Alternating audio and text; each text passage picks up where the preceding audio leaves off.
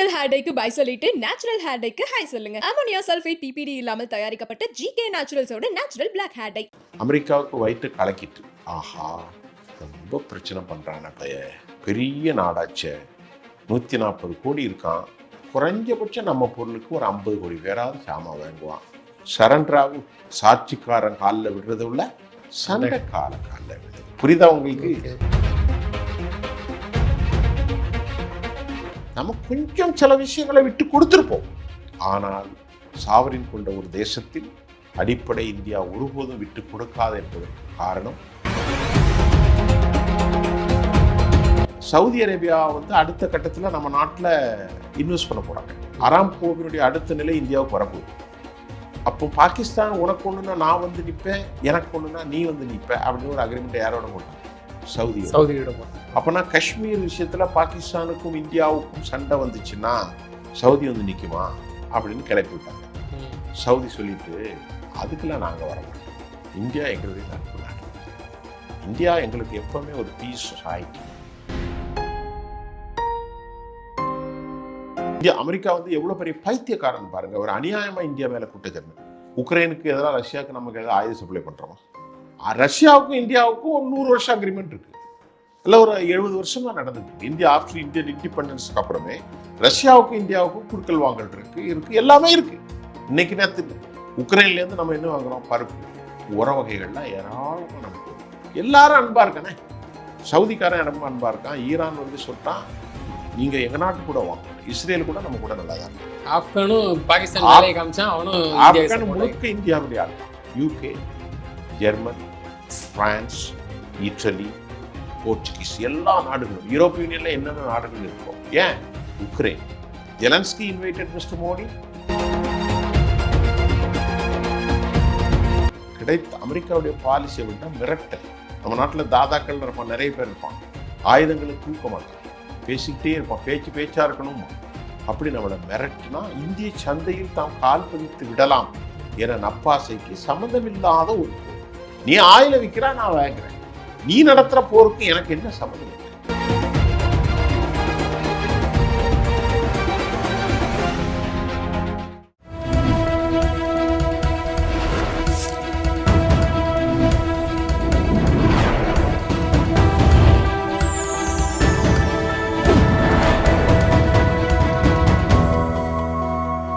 Channel 5 Tamil நேயர்களுக்கு வணக்கம். இன்றைய நேரத்தில் நம்மோடு பேச இருப்பது மூத்த பத்திரிகையாளர் சுஃபியான் அவர்கள். சார் வணக்கம். சார் வணக்கம். ரூபன், அமெரிக்கா பல ஆஃபர்களை இந்தியாவுக்கு கொடுத்து பேச வந்துட்டாங்க. கிட்டத்தட்ட வெனிசுலா எண்ணெய் நாங்கள் அவங்களுக்கு லைன் ரூட் எடுத்து கொடுத்துட்டோம், இனிமேல் எங்கிட்ட தான் வாங்குவாங்க அப்படின்னு சொல்லி ட்ரம்ப் ஒரு மூச்சு பேசுகிறாரு.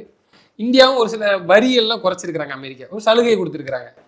இப்போ என்னன்னா, ரஷ்யா எண்ணெய் இப்போ வாங்க மாட்டாங்க, இதையும் ட்ரம்ப்பே டிக்ளேர் பண்ணுறாரு. இனிமேல் ரஷ்யாவிடம் ஆயில் வாங்குறது இந்தியா.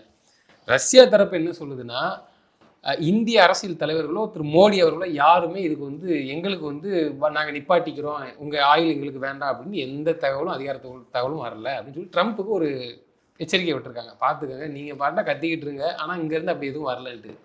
என்ன நடக்குது? இந்தியா உண்மையிலே அடுத்து ரஷ்யாவிடமிருந்து வாங்குவதை நிறுத்தி கொள்ளுமா? முழுமையாக வெனிசுலா எண்ணெய் தான் இறக்குமதி செய்யுமா? ட்ரம்ப்புக்காண்டி ரஷ்யாவை ஏதாவது முரண்பட்ட கருத்தில் இந்த மாதிரி விஷயங்களை தவிர்ப்பாரா? முதல்ல இந்த விவகாரத்தில் நம்ம தெரிஞ்சு கொள்ளக்கூடிய விஷயம், எதிர்கட்சியில் பேசுகிறாங்க. மோடி மீது அவர்களுக்கு 1000 விமர்சனம் இருக்கும், அவர்களின் மீது மோடிக்கு 1000 விமர்சனம் இருக்கும். அதை தாண்டி இந்தியா போன்ற ஒரு நாடும் வெனிசுலா போன்ற ஒரு நாடும் ஒன்றல்ல அமெரிக்கா அழுத்தத்துக்கு உட்படுவதற்கு அப்படிங்கிற முதல் விஷயத்தை தெரிஞ்சுக்கிட்டோம். இதில் ஒரு அதிசயமான நிகழ்வுகள் ஒன்று நடந்தது. யாருமே எதிர்பார்க்காத விவகாரத்தில் திடீரென அமெரிக்கா இறங்கி இந்தியாவோட ஒப்பந்தம், அதற்கான பேச்சுக்களோ சமச்சைகளோ எதுவுமே வரல. ஆனால் திடீரென அமெரிக்கா அறிவிப்பு அப்படின்னு வந்தது எங்களை போன்ற ஜியோ பொலிட்டிக்கல் பேசுகிறவங்களுக்கு என்னங்கிறத புரிகிறதுக்கே சற்று தாமதமானது. இதற்கு இந்தியா இறங்கி வந்ததாக எந்த ஒரு ஆதாரமும் கிடையாது. நல்லா கவனித்து கொள்ளணும். நம்ம நாட்டில் இருந்தே நமக்கு மேலே எச்சி துப்பக்கூடாது. மேலேருந்து கீழே படுத்துக்கிட்டு துப்பணும், நம்ம மேலே தான் விழும். ஏன் நான் சொல்கிறோம்னா, பாரதிய ஜனதா மீது 1008 விமர்சனங்கள் இருந்தாலும் ஜெய்சங்கரோ ரன்வீர் ஜெய்ஸ்வாலோ பிரதமர் மோடியோ ரொம்ப அழகாக காய் நகட்டினதாக தான் நான் பார்க்குறேன். எப்படி பார்க்குறேன் அப்படின்னு கேட்டிங்கன்னா, அமெரிக்கா இந்தியாவிற்கு செய்தது ஒரு மிரட்டல் நடவடிக்கை அன்றி வேற எதுவும் இல்லை. ஏன்னு கேட்டால், தென்கிழக்கு ஆசிய பகுதிகளில் மத்திய கிழக்கில் சில கூட்டாளிகளை அமெரிக்கா உருவாக்கி கொடுத்ததை போன்று மிக மிக ராஜரீதியான நம்பகமான ஒரு கூட்டாளி யார் என்று சொன்னால் அது இந்தியாங்கிறது அமெரிக்காவுக்கு நன்கு தெரியும்.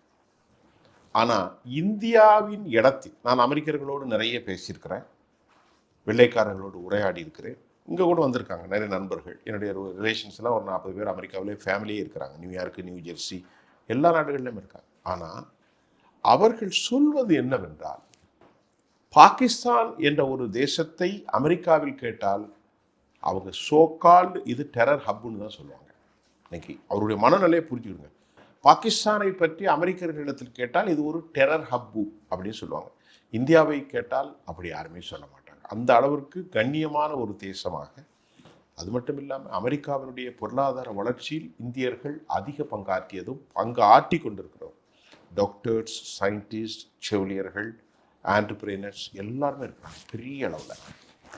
டொனால்ட் ட்ரம்ப் என்கின்ற ஒரு தனி மனிதனுடைய பாலிசி இந்தியாவிடம் அவர் மண்டிட்டு இருக்கிறார் அப்படின்னு தான் என்னை பொறுத்தவரை சொல்ல முடியும். இந்தியா அதுக்கு முன்னாடி என்ன சொன்னாங்க? கடந்த 6 மாதங்களுக்கு முன்பு, நாங்கள் ஒரு சாவரின், எங்களுக்கு எங்கே வாங்கணும், எங்கே 10 பைசா குறையும் அப்படிங்கிறது தான் எங்களை பொறுத்தவரை ஒரு பாலிசி. ஒரு பேரில் கொண்டு ஒருத்தன் விற்கிறான், ஒரு 5 ரூபாய் சொல்லும்போது இன்னொருத்தன் 3 ரூபாய்க்கு தரங்கிறான். 5 ரூபாய் சொல்கிறவன் டாலரில் வாங்கிக்கோங்கிறான்.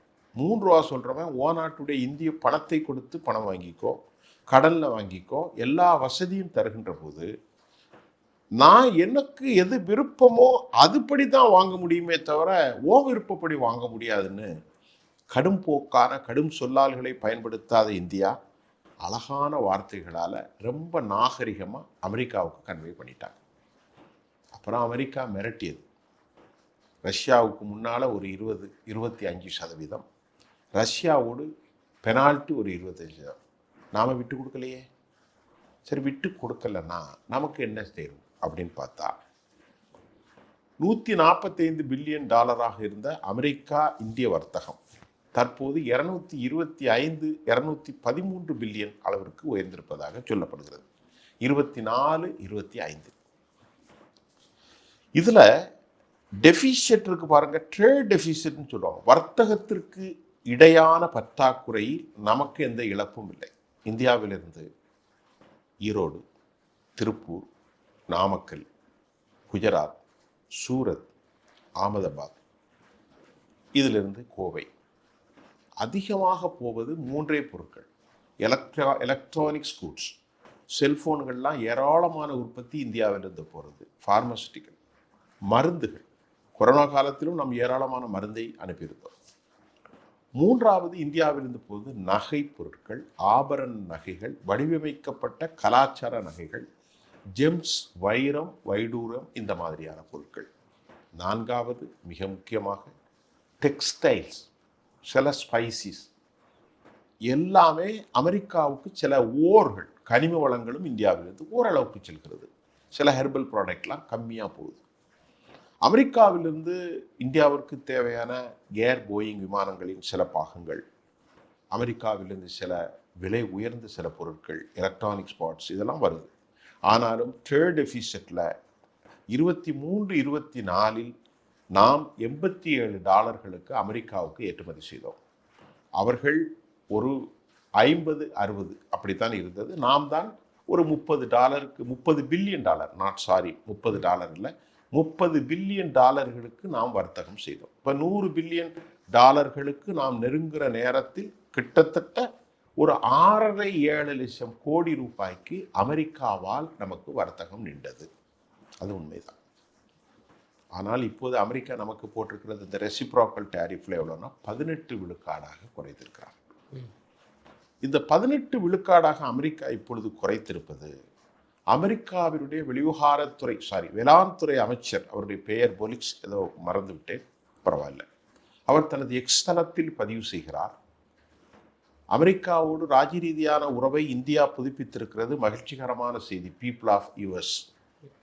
இனி நமது டெக்சஸ்லேயோ, நியூ ஆர்லியன்ஸ், அட்லாண்டா, கலிஃபோர்னியா, இந்த மாதிரி பெரும் நிலக்கிழார்கள் வாழுகிற எல்லா பகுதிகளும் ஏராளமான கிராம அமெரிக்க பொருளாதாரம் பெரிய அளவில் வளரப்போகிறது. அந்த கிராமங்களிலிருந்து வரக்கூடிய அனைத்து பொருட்களும் இந்திய சந்தையை நோக்கி படையெடுக்கப் போகிறார்கள் என்று அவர் நாட்டு மக்களுக்கு அவன் ஒரு செய்தியை சொல்கிறார். ஆனால் இந்தியாவிலுடைய நம்முடைய போர்ட்போலியோவின் உச்சபட்ச தலைவர் பியூஷ் கோயல் அவர்கள் அறிவித்தார், நாங்கள் ஒருபோதும் அமெரிக்காவினுடைய அதாவது பால் பொருட்கள், இடுபொருட்கள் இது எதிலும் சமாதானம் செய்து கொள்ளப் போவதில்லை என்று சொல்லிவிட்டார். தெளிவாக சொல்லிட்டாங்க. ஏன் அமெரிக்கா இந்தியாவுக்கு இறங்கி வந்தது அப்படின்னு நீங்க கேட்டா, இந்தியாவை 2 விதியாக சொல்ல. ஒன்று, இராணுவம் மற்றும் தென்கிழக்காசியாவில் மிகப்பெரிய நம்பகமான கூட்டாளி. அதைவிட முக்கியமாக அவர்கள் இறங்கி வந்தது என்னென்றால், நாம் அமெரிக்காவை தள்ளுபடி செய்துட்டு doesn't care about it self, உன்னை பற்றி எனக்கு எந்த பிரச்சனையும் இல்லைன்னு சொல்லி நம்ம அடுத்த மார்க்கெட்டை நம்ம தேட ஆரம்பித்தோம். விளைவு மிகப்பெரிய சந்தையாக உர்சுலா அவர்கள் இந்தியாவுக்கு வந்தார்கள் யூரோப் யூனியன்லேருந்து. யூரோப் யூனியனுங்கிறது ஒரு நாடு அல்ல, 2 நாடு அல்ல, ஏராளமான நாடுகளின் கேந்திர முக்கியத்துவம் வாய்ந்தது. அதில் நாம் ஒப்பந்தம் செய்ததும், பிரிக்ஸ் நாடு கூட்டமைப்பில் அடுத்த கட்ட முயற்சி எடுத்ததும், மத்திய கிழக்கின் வர்த்தகத்தை நாம் தொடர்வதும், அணு ஆயுதங்களை தாண்டி மிகச்சிறந்த நம்பக கூட்டாளிகளான ரஷ்யாவோடு நாம் இணைவதும், கடும் போக்கு இல்லாமல் 65 லட்சம் கோடி ரூபாய்க்கு மீண்டும் மறு உருவாக்கத்தில் சீனாவுக்கு இந்தியாவில் ஃபேக்கல்டி இன்வெஸ்ட்மெண்ட் செய்கிறதுக்கு நாம் அனுமதி கொடுத்ததெல்லாம் அமெரிக்காவை தலை சுற்றாக்கிவிட்டது. நான் சொன்னது உங்களுக்கு புரியும் நினைக்கிறேன். ஒன்று, ஈரோப்போடு இந்தியா உடனடியாக செய்து கொண்ட ஒப்பந்தம், உர்சுலா வந்தாங்க. இரண்டாவது, ரஷ்யாவோடு புட்டின் இங்கே வந்தது. நமக்கு ரஷ்யாவோடு இப்போ நம்ம வாங்கிட்டு தான் இருக்கோம் ஆயில், அது ஒன்று. 2, இந்த விவகாரத்தில் அமெரிக்கா பயந்து போனது. மூன்றாவது, 65 லட்சம் கோடி, ஒரு ½ ட்ரில்லியன், கொஞ்சம் கூட. ஏற்கனவே நமக்கும் சீனாவுக்கும் டொக்காலாம் போன்ற இடங்களில் ஏற்பட்ட அந்த மோதல்களின் மூலம் பல அக்ரிமெண்ட்ஸ் நாங்கள் ரத்து செஞ்சோம்.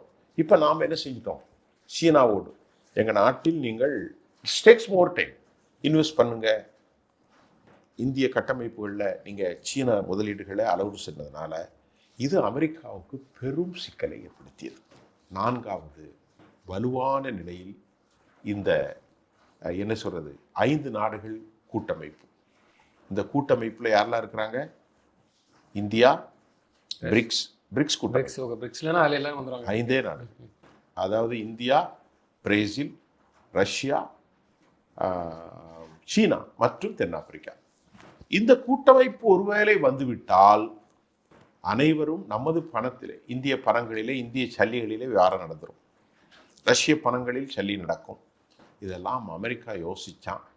சரி, கீழே விழுந்தும் மீசையில் மண் ஒட்டாத கதையா மெதுவாக சரண்டர் ஆகிட்டாங்கிறது தான் உண்மையை தவிர, நம்ம எந்த விஷயத்துக்கும் நம்பகமான அஃபீஷியல் ஸ்டேட்மெண்ட்டை தான் நீங்கள் புரியணும். இந்தியாவுடைய அற்புதமான போர்ட்போலியோவினுடைய மரியாதைக்குரிய உங்கள் பேர் என்னது, பியூஷ் கோயல் அறிவிச்சிட்டார். அடிப்படை இந்திய முதுகெலும்பாக இருக்கிற ஸ்பைனல் கார்டாக இருக்கக்கூடிய விவசாய இடுபொருட்கள், விவசாய பொருட்கள், பால் வர்த்தகம், டயரி ஃபார்ம் எதுவுமே இந்தியாவுக்கு நாங்கள் ஒப்பந்தம் செய்ய மாட்டோம். ஏன் அதை மட்டும் ஒப்பந்தம் செய்ய அவங்க அழுத்தம் கொடுக்க வேணாங்கிறாங்க சார்? இப்போ நம்ம நாட்டில் 1.4 பில்லியன் பாப்புலேஷன், கிட்டத்தட்ட 140 கோடிக்கு மேலான மக்கள் தொகை.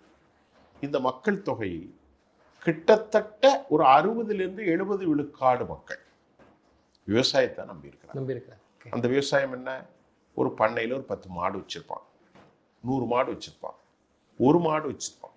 அப்போ அதிலிருந்து வரக்கூடிய வெண்ணெய், அதிலிருந்து வரக்கூடிய பட்டர், அதிலிருந்து வரக்கூடிய நெய், பால், ஆடைகள், இதை நாம் விற்கும்போது இந்த பொருளுக்கு இடையூறு வர மாதிரி அமெரிக்கா ஃபார்ம்ல இருந்து வெண்ணெய், பட்டர், பால், சாக்லேட் இந்த மாதிரி சில விஷயங்கள் வருகிற போது நம்முடைய அடுத்து விவசாய இடுபொருள்கள், நம்ம நாட்டில் இருக்கக்கூடிய உரங்கள், இதுகள், அதுவும் வரும்ல.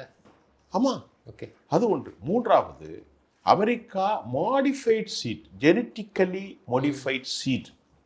அது என்னன்னு கேட்டால் மரபு அணு நீக்கப்பட்ட அதாவது பீட்டி கத்திரிக்காயெல்லாம் வருது, இந்த மாதிரி சில விதைகளை இந்தியாவுக்கு கொண்டு வருவோம் அப்படின்னு சொல்கிறாங்க.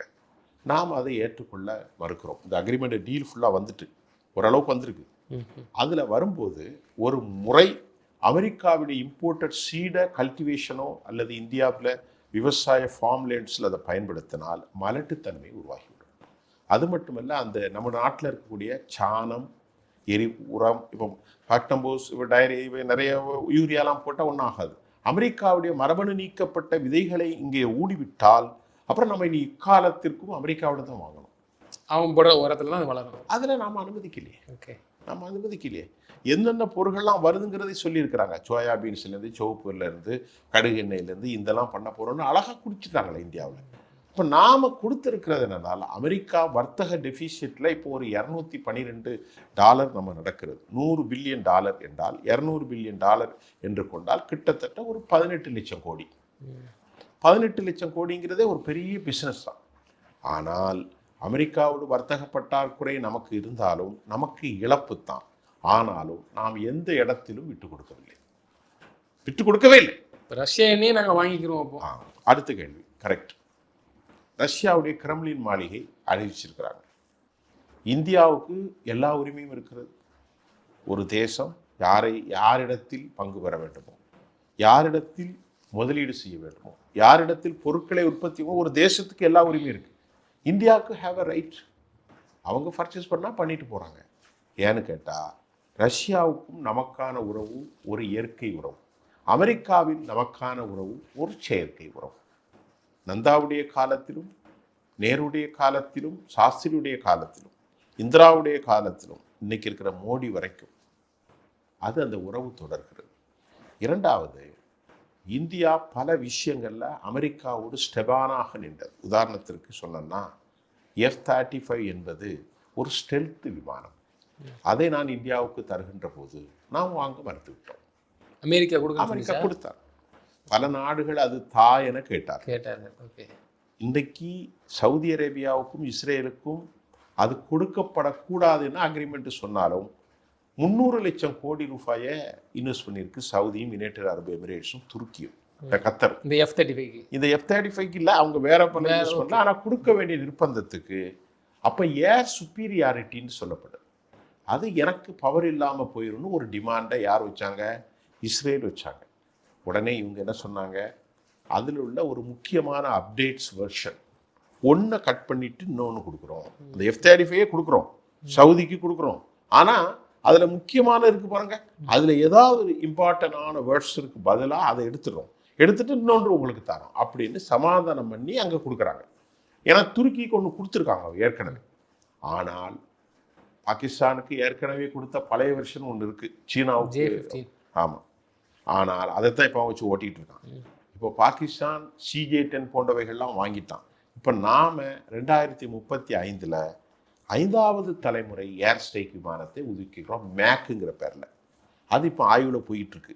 இன்னொரு 9 வருஷத்தில் இந்தியா தனிப்பட்ட வல்லமை உள்ள F-35க்கு சமமான Su-34, Su-35, Su-57க்கு சமமான S-15, F-16, F-22, F-35 சமமான F-52க்கு சமமான ஏர் ஸ்ட்ரைக் இந்தியாவில் வரலாம். ஏன்னு கேட்டோன்னா CJ-20 அப்படிங்கிறத அவங்க உருவாக்கியிருக்கிறாங்க. இப்போ J-35A அப்படிங்கிற ஒரு ஃப்ளைட்டை பற்றி நான் அடுத்து சொல்கிறேன், அதை உருவாக்கியிருக்கிறாங்க. இப்போ நம்ம நாடு இவ்வளவு தொழில்நுட்பம் வரும்போது நமக்கு தொழில்நுட்பத்துக்கு சாத்தியமானது யார் என்று பார்க்கின்ற போது ரஷ்யா என்ன சொல்கிறாங்கன்னா, நம்ம அக்ரிமெண்ட் போடலை, உங்களுக்கு Su தரேன், அமெரிக்கா ரஷ்யாவுடைய பல விமானங்கள் நமக்கு தந்திருக்கும், தொழில்நுட்பத்தையும் தரோம். பிரமோஸ் ஏவுகணையுடைய தொழில்நுட்பம் ரஷ்ய தொழில்நுட்பம். கொலாபரேஷன் நீங்களே இந்தியன் இந்தியாவில் பண்ணுங்க. அமெரிக்கா தருவானா? அமெரிக்கா வித்துட்டு போயிடுவான். அது மட்டும் இல்லாமல் 110-120 மில்லியன் ஒரு அமெரிக்க விமானம். ரஷ்ய விமானம் எவ்வளோ? 40 மில்லியன். பாதிக்கு பாதி.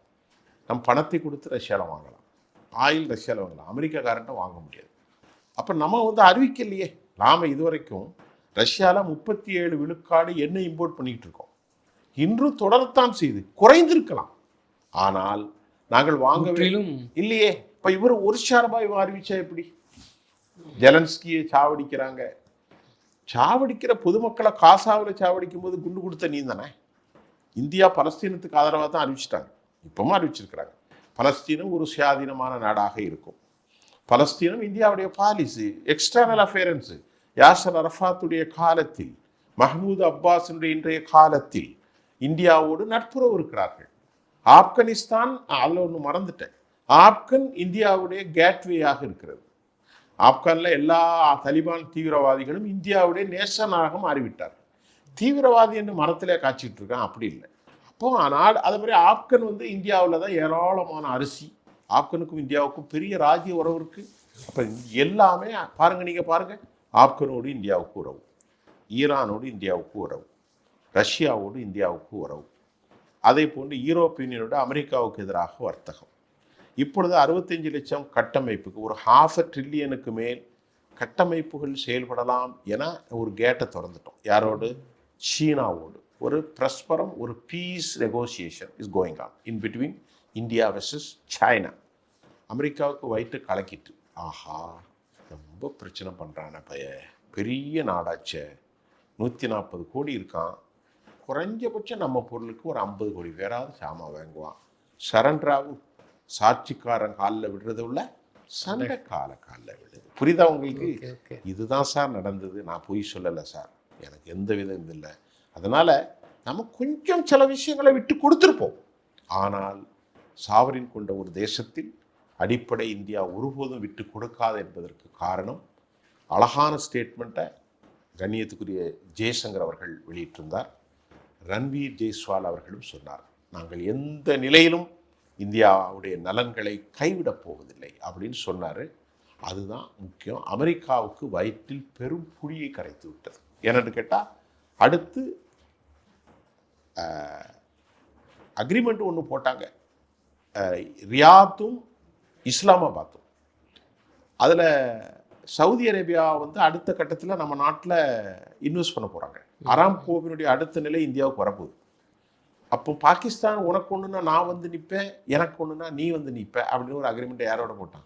சவுதியோட போட்டாங்க. அப்போனா காஷ்மீர் விஷயத்தில் பாகிஸ்தானுக்கும் இந்தியாவுக்கும் சண்டை வந்துச்சுன்னா சவுதி வந்து நிற்குமா அப்படின்னு கிளப்பி விட்டாங்க. சவுதி சொல்லிட்டு, அதுக்கெல்லாம் நாங்கள் வரமாட்டோம், இந்தியா எங்களுடைய நட்பு நாடு, இந்தியா எங்களுக்கு எப்போவுமே ஒரு பீஸ் சொசைட்டி.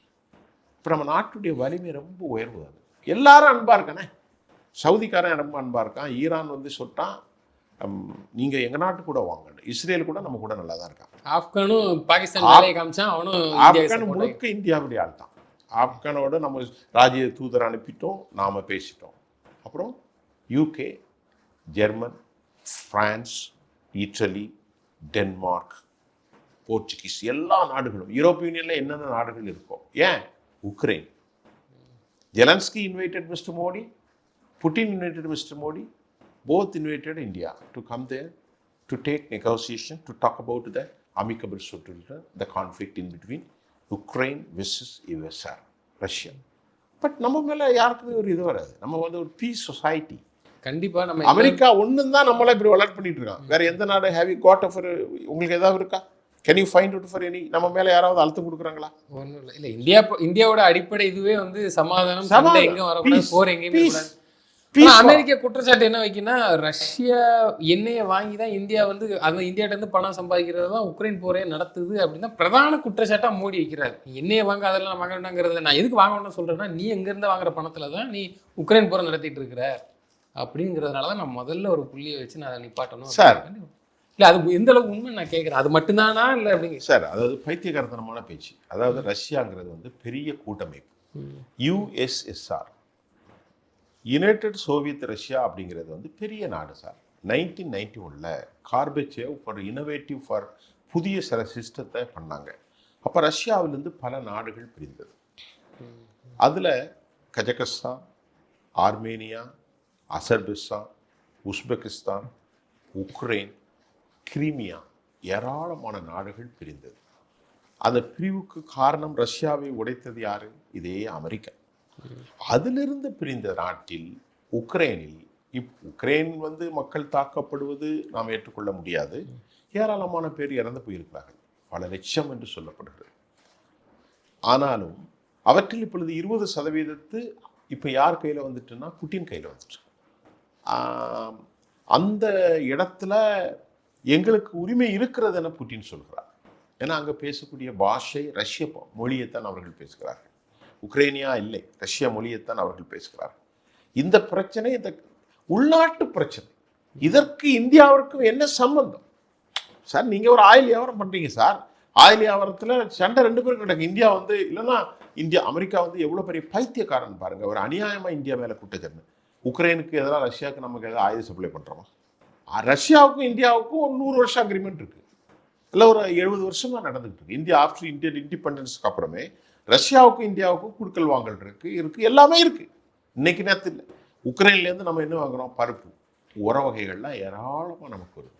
உக்ரைன் ரஷ்யா போகிறனால நம்ம நாட்டில் இன்ஃப்ளேஷனுங்கிறது கொஞ்சம் கூடி இருக்கத்தான் செய்யுது. உலகம் முழுவதும் பாதிக்கப்பட்டிருக்கிறது, இல்லைன்னு சொல்லலை. நீ ஆயில் வேங்கிறதுனால, பிரேசில் ஆயில் வேங்கிறதுனால, சீனா ஆயில் வேங்கிறதுனால அவன் போற நடத்துகிறாங்கிறது பைத்தியக்காரத்தனமான விவகாரம். அப்படி இல்லை. ரஷ்யாவில் போர் நடத்துறது மட்டும் இல்லை, ரஷ்ய மக்கள் உணவு செய்யணும், ரஷ்யாவுடைய கட்டமைப்புகள் இருக்கிறது, ரஷ்யாவுடைய அரச நிலங்கள் இருக்கிறது, எல்லாத்துக்கும் தான் ஒரு லாபத்தை அவங்க விற்கத்தான் செய்கிறான். அப்போ இந்தியா ஆயில் வாங்குறதுனால ரஷ்யான்னு சொல்கிறது அப்படி இல்லை. அமெரிக்காவுடைய பாலிசி அப்படின்னா மிரட்டல்.